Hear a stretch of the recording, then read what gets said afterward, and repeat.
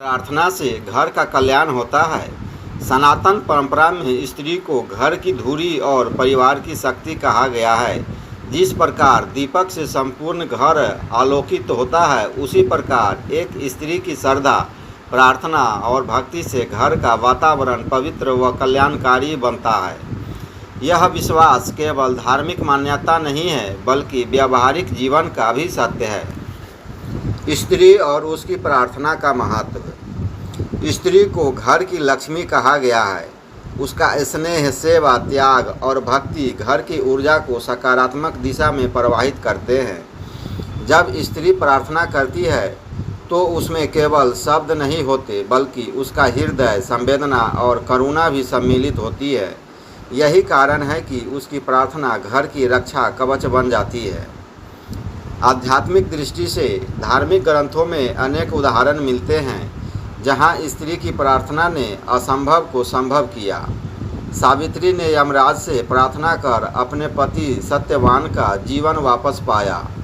सीता माता की भक्ति और प्रार्थना ने राम के साथ पूरे अयोध्या को धर्ममय बना दिया। द्रौपदी की पुकार पर भगवान कृष्ण ने उसकी रक्षा की। इन कथाओं से स्पष्ट है कि जब स्त्री मन से प्रार्थना करती है तो उसका प्रभाव घर और परिवार पर विशेष रूप से पड़ता है। भावनात्मक दृष्टि से स्त्री की प्रार्थना में करुणा और मातृत्व की भावना होती है।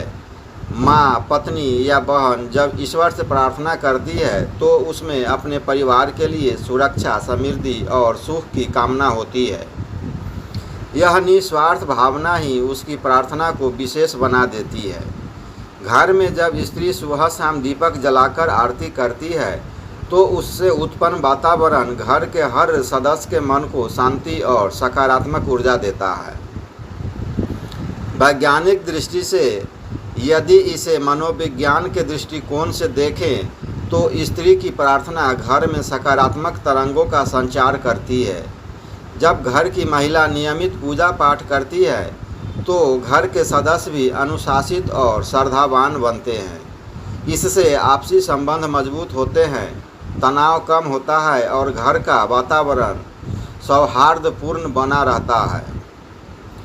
प्रार्थना और घर का कल्याण। नंबर 1, शांति का वातावरण। स्त्री की प्रार्थना से घर में शांति और संतोष का भाव बढ़ता है। नंबर 2, सकारात्मक ऊर्जा। प्रार्थना से उत्पन्न ध्वनि तरंगे जैसे मंत्रोच्चार या आरती की ध्वनि घर की नकारात्मक शक्तियों को दूर करती है। नंबर 3, समृद्धि का आशीर्वाद। स्त्री लक्ष्मी स्वरूपा है, इसलिए जब वह प्रार्थना करती है तो घर की आर्थिक उन्नति और सुख समृद्धि में वृद्धि होती है।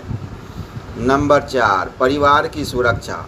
प्रार्थना में वह अपने परिवार की रक्षा, स्वास्थ्य और लंबी आयु की कामना करती है। यह एक आध्यात्मिक कवच की तरह कार्य करता है। नंबर 5, धार्मिक संस्कृति का संरक्षण। स्त्री की प्रार्थना से घर के बच्चों में भी भक्ति और धर्म के संस्कार उत्पन्न होते हैं। समाज और परंपरा में महत्व। भारतीय समाज में त्यौहार, व्रत और उपवास अधिकतर स्त्रियों द्वारा किए जाते हैं, चाहे करवा चौथ हो, तीज हो, छठ हो या व्रत सावन के सोमवार। इन सब का उद्देश्य परिवार का कल्याण और पति पुत्र की लंबी आयु की कामना होता है। ये व्रत पूजन न केवल व्यक्तिगत सुख के लिए है, बल्कि पूरे परिवार और समाज के सामूहिक कल्याण का प्रतीक भी है। स्त्री की प्रार्थना केवल ईश्वर से संवाद नहीं है, बल्कि यह पूरे परिवार के लिए एक दिव्य ऊर्जा का स्रोत है।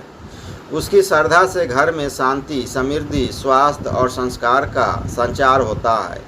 यही कारण है कि स्त्रियों की प्रार्थना को घर का कल्याणकारी माना गया है।